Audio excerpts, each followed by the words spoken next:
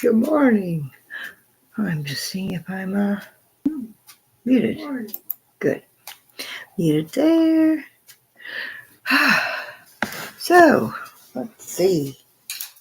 Today, where are we? Are we the 28th? Is it the 28th today? No, we're past the 28th. Are we? What is the date today? I don't even know. My goodness. It is the 28th. Boy, we're in that week, that in-between week where it's sort of like date and time just gets all confused before we move into a new year. Well, I'm sitting up. That's a start. We'll see how long that can go on with my current pain situation, which doesn't seem to be too bad. I woke up at 2 and I put on, good morning, Isla. I woke up I just came alive. I woke up at 2 and put on that Michael Archangel meditative music or whatever, and I fell back asleep for an hour, and I woke up and I felt really good. And I hit a major milestone after I talked to you yesterday. I went and got on the bus and went to the mall, went to the Dollar Tree, got some hair ties I needed, and saved on and picked up some food for the next week. Interesting, they had a whole kit of a stew kit. The gravy, the meat, the vegetables, and it just all goes right into the crock pot on sale for $20. And I thought, well, that's a pretty good deal. It's for a family of 4, so that'll last us a couple of meals. So I think we'll be doing that this morning. But yeah, all the way to the mall and back. And I thought, but I'm going to suffer tomorrow because, that was my first. Well, I have been out 2 times in 80 days, but they didn't end very well. So I was a little bit worried, but I thought, just one bus ride, not too far of a walk, and the outing would do me good. And I wanted to get more a couple candles because I'm down to 2, and from my sensory needs, I have a problem with smells. I need to have a candles burning. There's smells around. But no candles, so they had not the ones I wanted anyways. So that was a fail. But yeah, I got some food. I got some. I checked my boost. I get the high test, high protein because this is my basic diet. I don't eat that much solid food, so I ordered a case from Amazon, and it's just not quite $50, maybe $48. Now, I priced it at Save On. I'm basically, at their prices, getting a free box of 6, like a free box every time. I'm saving $20. It would have been $70-something. So, and they didn't even have the high protein stuff. It's just weird, just a regular boost. So I think I'll continue. And besides, that'd be pretty heavy to carry home a case. I couldn't even do that, not even on the bus. So yeah, I did that. So I thought, I'm going to suffer tomorrow, and I got some Epsom salts. That's why I had a nice soak in Epsom salts last night. But yeah, so I was quite surprised to feel quite well this morning. So let's see. I got some things written down. Actually, things written down. So I didn't get any schoolwork done, and I'm still working on the radio stations in Arkansas. Mind you, I have listened to a couple, so we'll see about that. Well, I was listening to TANYA FM this morning. I want to talk to her about if anybody ever comes in here and listens. It's a channel that I would recommend. Today, she always has a little bit of wisdom to say in her day. And today was, she said, today you lived the life that you had the courage for. And, when I was thinking about, and I started sort of thinking about her journey because, I followed her journey. I found her last January at a time that I was really, really going through a hard time. over the loss of my companion dog. And one day I just searched for heartbreak. I just couldn't take it anymore. And she was the first thing that came up, probably because she just uploaded. And it was a journey of her heartbreak through her husband deciding all of a sudden he didn't want to be married, and you do your goodbye, and how she's built her life in the time. Like, I mean, we went through, like, of course, all the grief and the pain and everything, and all that came with that. But to it's a series. I've got linked down below her today, and in the very first blog she put up. I have learned a lot through her. I think she was the first real human, real person that was exposing themselves, their raw self to YouTube. I was used to a lot of people, and could tell so much of it was staged, and a lot of it was about this is what I got. I'm gonna unbox this, and or this is what this is my fabulous life, or whatever. It's sort of like, well, yeah, flaws do happen, but we choose not to. We choose not to film those parts, but. I think Tanya was the first person that I really saw that was raw, and through her growth, and maybe she didn't even know this wisdom that she has. She definitely has. It really helped. Has helped me through the last year. I kind of like. It was funny. I was thinking it sort of became the accidental friendship. And then I started thinking, that's what I'm trying to create here. I want to keep the accidental coffee and tea, and I guess depending where you are, maybe G&T friendship group or something. And I guess that's going to be 2025. I guess that's going to be sort of that'll be a motivation or a project to see if I can push on to make successful, along with all the projects each year I try to make successful. 2025, let's make it the year, please. And my work at Ghost Cybernaut, which I've now linked down below, so I don't have to spell it every time, because who's going to remember spelling, right? Now, so I'm working on Arkansas radio stations, just checking them out. I'm gonna proof and check the links on the Heritage Treasures Day and see if there's anything in the UK, like anything I need to add to that. And then Pizza Week's coming up, and pizza's always big around Go Cybernaut. There's got to be more pizza related holidays than any other one, I think, that I've covered. My new calendar arrives today. It's kind of like silly holidays, like Resting Beach Face Day, in the summer and things like that. But I thought it'd be fun to add a few sort of like non-official holidays. Make a few ones up. Like me when I made the David Bowie holiday up. I declared a certain day, and I can't remember, but it's in January, maybe the 21st, David Bowie Day. And why not? I'm one of his greatest biographers on per genealogy. You ever go to Ancestry, and you'll find the best David Bowie genealogy thing was put together by me. Only because I was working with someone who came to me who wanted to see if they were related, which they were. But I found his story, his family's story, so interesting. I decided to just dive right in there. And enough of David Bowie now. We'll talk about him when his birthday comes. Let's see. I'm thinking about, I haven't really done any real creation of content in the last month. So I'm thinking I want to start with walking to our Somerset house in London.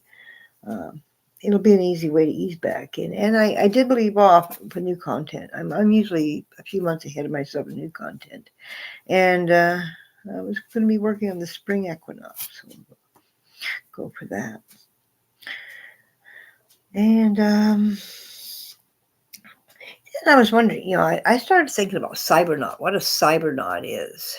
And People, when you look in the dictionary, they have somebody who works on the internet or somebody who does virtual reality and all that. But no, actually, cybernaut goes back to like way back to Greece, and the cybernaut was the person who sort of guided this boat. And around Greece, there's a lot of rocky outcrops and I guess strange winds. In a lot of ways, you can crash and burn or not, burn, but yeah, it was very dangerous, very dangerous. You need somebody to guide your way. And that's the cybernaut that I think I was based on. I got the nickname when I, through my years, when I was at Motorola, like Go, that was my initial, so all the correspondence, I was always signed Go.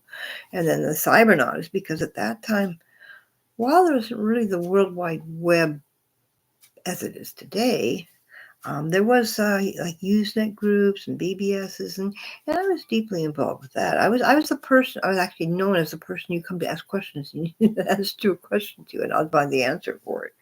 Way back then, and that's where the cybernaut grew out of it.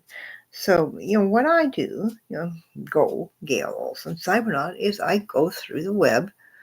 I take away all the dangerous, all the sites that are annoying because the pop-ups, the pop-unders, trying to grab usually even the website. You can feel these heavy ads loading, and then all of a sudden you get these messages: ad couldn't load, ad couldn't load, ad couldn't load. All that kind of stuff. And I do have autism, and this is quite annoying to me. And I once read that it's annoying to everybody. It's nobody likes that kind of stuff. So I try to go in and to my best of my ability. Like I really do keep those sites out. I go through a lot of bad websites to come up with the ones that are really representative of whatever topic of the, I have 630 pages, I think, of content. So, and links down below. Anyways, you can go check that out. So that's what a cybernaut, who I am, cybernaut. And I'm hoping, to attract other cybernauts, other people who like to explore the internet, but would rather have an easy passage through. And that's what I'm doing. And I think I'm pretty well finished doing my playlist. I looked at also down below for the New Year's Eve countdown for YouTube. It's all different New Year's Eve shows from the years, I think I started about 1930 upwards. And there's some pretty interesting things on there. There's like Guy Lombardo and stuff like that, of course, but there's a few surprises as well. So I'm going to think I was thinking, what's the next holiday? It was Valentine's Day. And even though Valentine's Day is one day, I think it's the second largest selling retail holiday, whatever, of the year next to Christmas. And I was going to do sitcoms and stuff, but that's what I usually do. I think I'm going to do a playlist of the greatest and worst love songs through the 20th century. Yes. So maybe I'll start doing that today. I don't know. I'm going to find time to do all these things because Ants Canada, which I love Ants Canada because he has built this ecological whatever system. He lives somewhere in, I think, Southeast Asia or somewhere. And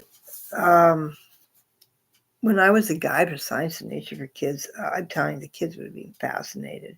But it's just a fascinating world he's built. His link is down below too. But it's 7 hours long, and I think it's just the part 2 of his whole year of videos. But so yeah, I don't know when I'm going to find time to do anything if I start watching that. Yesterday, I really enjoyed Nate Florence, the surfer, put up a new video, and it was of a pipeline. It was what was it?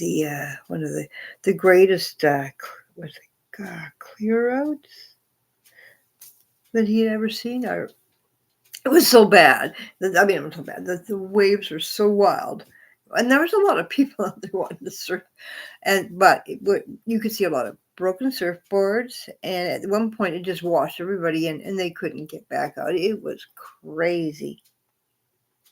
And I always like watching. I'm surfing is the sport I love to watch. It just blows my mind. And Nate's channel is Nate and Koa. What's his last name? I know, can't remember. Anyways, Nate Brunel, Koa Rothman, both have channels, and they're actually best buddies. And they have a podcast on YouTube, and I love watching them because these are the guys. These are the surfers. Like Nate literally grew up on the North Shore. That's a pipeline, and for him to say this is the greatest washout, or I can't remember what he said, Clearout maybe, that he'd ever seen. That was something else. And I'll never forget sitting at that beach right there at that spot and feeling it was like an earthquake every time those waves crashed. It was something to see. I'll have to maybe today on the Facebook, or I'll add it down below. I have a good video. We went to the Maury World Championships boogie board, and what year was it? 1991. I remember the older TV show Hawaii Five-O. Believe it or not, I still have that on DVD. I have the box set.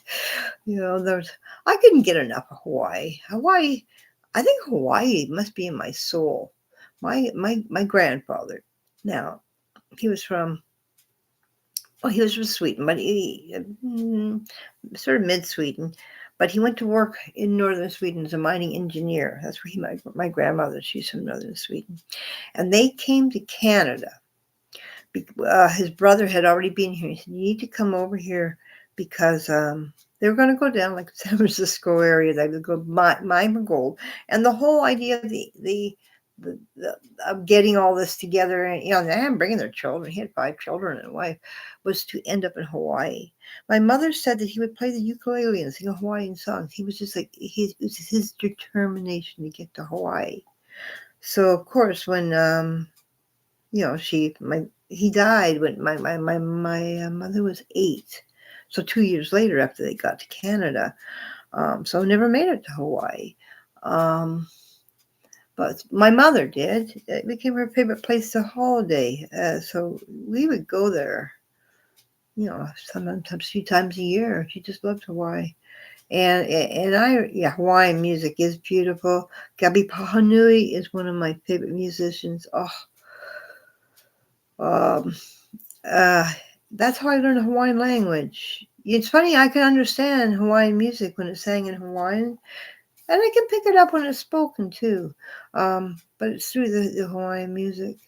But yeah, we went over so often, and that's when I realized, well, this is where I need to be. And I ended up there for a few years, but family obligation pulled me back. But I still believe that's where I should be, and I don't know if that's through my grandfather or what. Because when I was there, I had quite a few working in the internet cafe, and also as my husband being the guide to the Big Island, we got a lot of really, really good friends, and some Hawaiians in that. And then we were told that we were more Hawaiian than a lot of people that had been born there. But yeah, so I think there was always I don't even know how to on this conversation of Hawaii. The aloha spirit, is so loved and well there. Hawaii Five-O, yes. I can never get enough of Hawaii. Oh, geez. Yeah, it's like inside my soul. But Gabi Pahanui, when in 1998 in the summer, I think it was 98, we went to the Slack Key Festival in Hilo, Hawaii. And it was $5 for the weekend. Ray Kane. Oh, I got a picture of Ray Kane give me a big kiss on the cheek. And Pahanui, Sairo Pahanui. Oh my goodness. I'd have to to take a look and remember. But at the time, in the 90s, these were the greats of traditional Hawaiian music. We lived in Hilo and about a mile up Nui Nui, which is translates to Rainbow Drive, almost to Rainbow Falls. We were a 5-minute walk from Rainbow Falls, and right on the Wailuku River, across the street. There was the Wailuku houses, and then the Wailuku River. We had a small stream through our property, but right below us was a Hawaiian family, and at night they would come out and take the ukulele, and they'd sit and they'd sing falsetto and traditional Hawaiian music, and it was like living in heaven. I had my office in the corner right there with the window, open the window, and here I'm being serenaded by this beautiful Hawaiian music. And yeah, it speaks to the soul, and that along with the hula, the traditional hula and Hawaiian dance. But yeah, so I think I was meant to be there. I haven't been back, unfortunately. It's just it's difficult when you've got obligations, and now I can't even imagine what it would cost to I don't know. I want to justify what it costs one night in a hotel. Like I say, I'd camp. I'd camp, I tell you. But it was a really good experience, and I guess an experience we had to have with my husband, with Bob being the guide to the Big Island of Hawaii for About.com. I think we got to experience in those few years. Well, more than most people would have been in a lifetime, because we really delved right into the culture, and we were well trusted by the community. I think we were always, we are what we are. We never tried to. We weren't like how journalists figure they're one step above everybody else because journalists.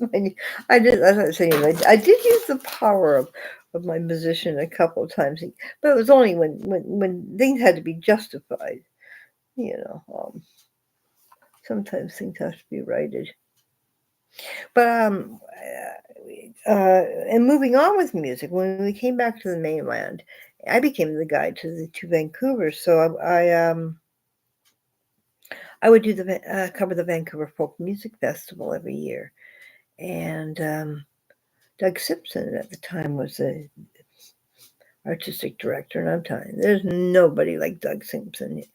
I can thank that guy for introducing me to so much music and opening my mind to so much. But he wrote me, said, finally, actually, somebody from the Sun wrote me too and said that. Finally, somebody who writes not what they're told to write, but they want what they choose to write. But so he would send me a dozen weekend passes every year, and I would get a crew together. I'd have my son would be a runner, which means his position was to get us the best possible places to sit, so that we're taking. We did take a little bit of video, not so much those days, but pictures. But just where we needed to be. And then I had another fellow who was he pretty well knew everybody in the scene around Vancouver for music, and his he was an African drummer. He wasn't African, but African drumming he taught, and he was a good go-between because me being autistic, my communication style wasn't so great. Mind you, as musicians, it turned out it was pretty darn good. And then I had Anne, who was my assistant. It's funny. I interned at Motorola as her assistant, but when I had events, later on when I moved on, it was About.com. She became my assistant. But yeah, it was that was my thing. That was my thing every year. It was like my brigadoon. It's the world would change for that weekend and become about the music. Unfortunately, I can't remember what year it was that Doug Simpson was let go, and they brought in somebody else, and all of a sudden they had a beer garden, and just the whole vibe changed. The magic left, the Brigadoon left. It was never the same. And I know that I don't know about this year, but I know last year I think they weren't even going to have one. They gone broke, I guess, or far beyond broke. But that was a shame. But yeah, and even when during the folk festival, they were to do a hapa came in. Still good friends of mine. A little bit of Hawaiian music there. But I thank Doug for introducing me just to world music. And I've always been into music. That is my main autistic trait. That is my main communication style. Even though as I was going by, I never really had an easy time communicating verbally or um, in that sort of way. I spoke through music, and I found that people were most interested in me when it was about music. And like I say, with musicians, I seem to be able to communicate better. Came very, very close. There was a young band just starting up back there in the day. About 15 years, 16 years, Delhi to Dublin, and we came together. It was like Doug Simpson, I think, put them together for a Celtic festival or something, and it was a blend of Indian and I guess Irish music. How it started. But we followed each other. Speaking of musicians that became quite friendly with, we've always been one or the other. I guess we started out as their official um, promotion person. I could promote them, just can't promote myself. But yeah, but no, I've got through the years, thanks to Doug, hundreds of friends, hundreds of musicians that have become friends, and thankfully, Doug and I are still quite friendly. Well, it's about social media, how we all communicate nowadays since he's back in Ontario. But yeah, anything else? Well, I watched Elizabeth Veronica. I think I'll link that down below too. She's the kids opening the presents. And the reason that I did, it may not fit in with the other videos I want, but she's basically the one that gave me, although TANYA sort of gave me the courage to go in front of a camera and be myself, take the mask off and be myself. It was Elizabeth Veronica that kind of took away the fear that what do I do? What happens if these people come, these trolls come in and start asking me, well, how come you have no teeth? Or how come you look so old? Or what are you, an old hippie? Or what do you have, a teddy bear? Or Christmas lights all through the year? All these judgmental things. And she's basically taught me that who cares what they think? People that come in to do that are usually they got their own problems. That's why they're there. That's not why. Otherwise, they'd be somewhere supporting someone, having a good time. And we've all gone through. I have gone through periods where we're frustrated. Maybe we have a pain disorder. Maybe we're in an abusive relationship. Maybe um, we lost our job. Maybe we drink too much. Maybe we just angry all the time or sad, and we take it out in any way we can. And I guess going to some anonymous person that you don't really have a relationship with, and doing it is a safe way of doing it. So when you start looking at that point of view, that well, this person's probably having a harder time than I have. Usually I'll give them a break, and I'll give them a bit, but I'm only going. We'd only take so much.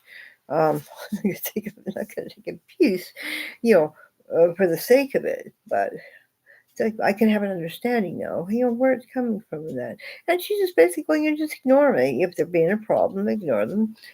Look, ooh, starting to rain. I don't know.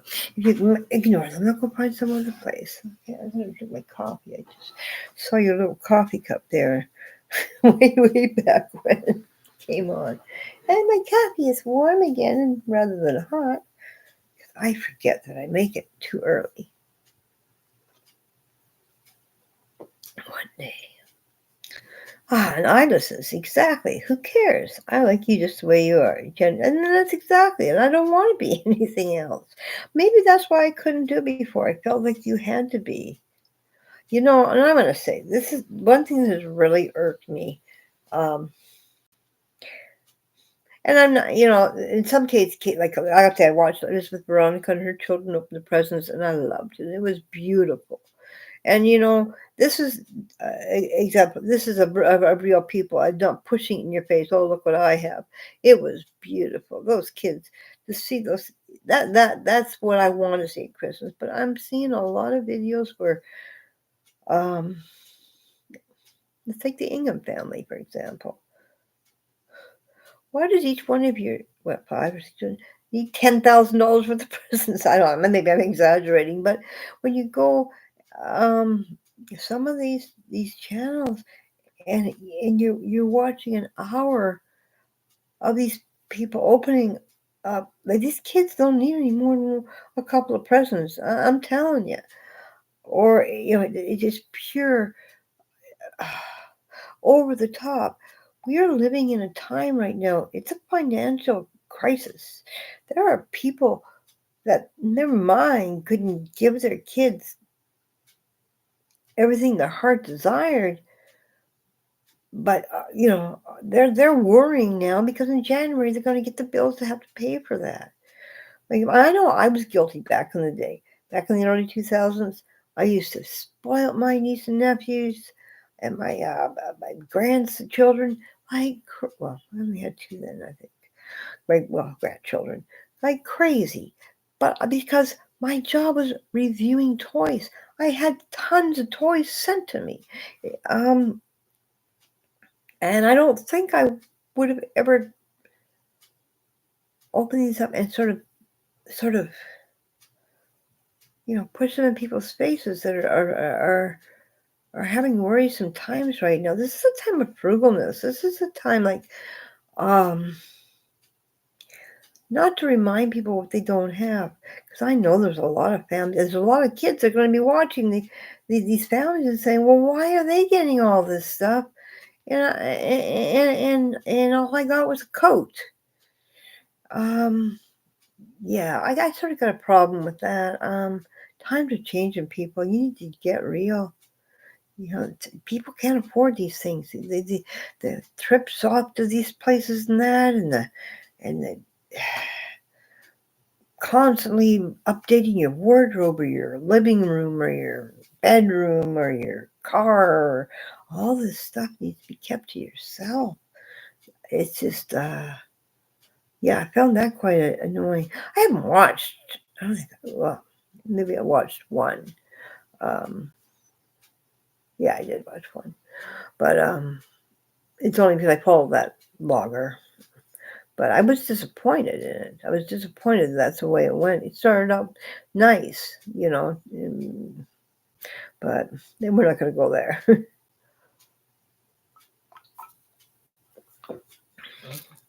Like, hooray, I'm glad, good for you. You got all this stuff. But you don't need to flaunt it in front of people that can't afford it, and I mean, there's more people who can't. No, they're not going to go to some of the extents that some of these families went. It's absolutely ridiculous. And Isla says, can you imagine how boring life would be if we were all the same and perfect? Each person is unique and different. And that's exactly right. And that's finally something that those of us, who have autism or in the autistic community or whatever you want to call it, are and that have been diagnosed like in the 70s or late 60s or even the 80s or 90s or even 5 years ago, that have had to wear a mask and try to be like everybody else are starting to finally feel. It's a weird feeling to Not have to think, who do I have to act about? I'm me. I Gail Olsen, Cybernaut. That's what I am. But yeah, it's something. Yeah, it's something you've had experience through life. Because you don't know too. When you're young, it's why you are that different. Why is it different? You know. And why is that a bad thing? It's always a negative thing, especially the sensitivity thing. It's almost like, you don't dare show your sensitivities because then you're like, why are you so sensitive? Because I was born that way. That's why. Yeah, so today, I think I did talk about today's plans. Maybe do a little work. Look for all the, I don't know, I should do the best love songs or the worst love songs. Be love songs. Maybe I'll start a thing on my Facebook too, and I'll start it in the Facebook for the Go Cybernaut is to drop a love song for the love song playlist. Or I this. Oh my God, it's crazy sometimes. It is absolutely. I don't know, man. Speaking of craziness, 2025. I don't know. I need to go check out what Nostradamus said about this one. I don't even know what to think. Apparently, the MAGA people are now in a civil war. I don't know why, because I'm not paying attention. I hear the mumblings from the other room here from somebody who isn't more interested in American politics than I care to be. I don't. It's scary times. It's just they're gonna. We will see what happens. I don't know, but yeah, it's counting down the days. Crazy world we live in. You think progress would be made, really, after all this time, you think we've made it? We're in the 21st century here. I think we would have made progress. And I'm just noticing that more, going back and doing those New Year's Eve videos. I think it was 1972 news report. And, we're going back to that Vietnam War and all this stuff. And it's like the 80s and the 90s and the 2000s just slipped by, and I think we became too materialistic, or too many kids were left at home. Latchkey kids with given things instead of time. I don't know, but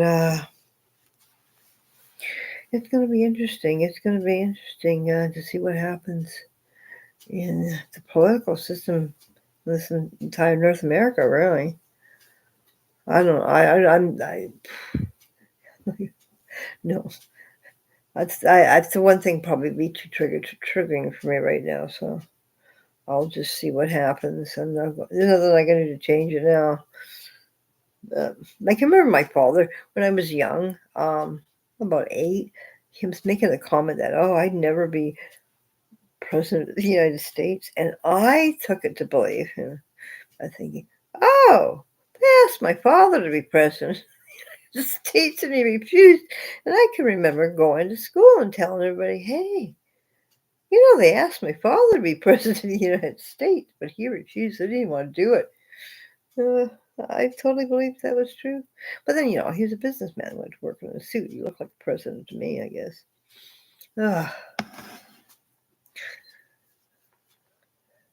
But yeah. And when, as a young autistic person, you do, if you're not told, if you're told, I guess.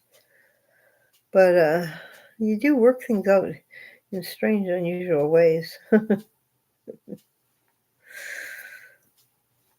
But yeah, so I was going to do maybe a little bit of work. Who knows? I've come to the point where I'm not even making plans anymore. I'm just happy that I'm not in much pain. Maybe that's the idea, is waking up at 2 and listening to, I found my Archangel Michael. Save me. Save my pain, that's for sure. Try to even sit up. I worry if I don't sit up, I'll get this sore neck. So we have to go between. Those are pretty bright, those lights. Yeah. Let's see. There I am. Hey, I wonder if I wave, if you go into eternity. You know, oh, there we go. Whoa. Like one of the mirror things. Whoa. Okay. Enough of that. At least I'm not lying here crying in pain. Oh, and Isla says, I'm glad you're feeling better today. Yeah, I am too. I am so relieved. That's the thing, is when you do feel good, you got to appreciate it, because even when you get to be, and you're in your 60s, it's a gift. It's a gift to be feeling okay. Oh, I guess the storm might not be coming then. Usually I can feel the storms. Yeah, so looking forward to my calendar so I can start planning out the 2025s, and taking a look at some of these quirky holidays. Yeah, one day at a time. That's just the way you got to do it. I do feel a little bit more optimistic, I think, considering I went into 2024 searching on YouTube for heartbroken. I think I'm doing a little bit better here. I'm still heartbroken. I always will be heartbroken for losing my dog. I mean, she was a part of me, but I'm glad to have met TANYA through that, and being able to, there's a lot of wisdom in somebody who's trying to find their way, and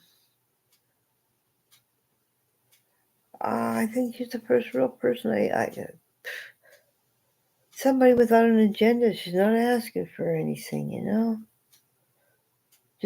and it was the sort of thing that if you're feeling like this too, come and join me. We'll go through this together, right from the very beginning. But it was great. It's good to see her now and the woman that she's become, and she's found her way, and realizing that before the heartbreak, that's when she was actually lost. Now she can regain herself. And I really do hope, like, that her journals are goals. They really are. And the drama and comedy, I'm just saying that she's a screenwriter and actress. I think that journal is the foundation for a really, really good television series. I would say movie, but there's just too much. It's one of those ones I wouldn't want it to end. You know what I mean? And it's not like Bridget Jones, where we can keep on going on every few years. But I think she's got some good material for that, if she finds time to do it. She says she'd be back to work the 2nd of January. So she works for an events company, but they do events like fundraising up for nonprofits, and it's a good company. Can't all be actresses and screenwriters and just do that, because it takes money to do that. As you learn through her journey, it takes a lot of money to be an actress and to try to put together even a short film. But yeah, and also one thing that I really enjoy is her walks. Is she has the kind of journal where she just sort of catches up with you through the day. But she lives in New York, in Manhattan, and she often takes us for nice walks. That's my window. I love walks. I love walking videos.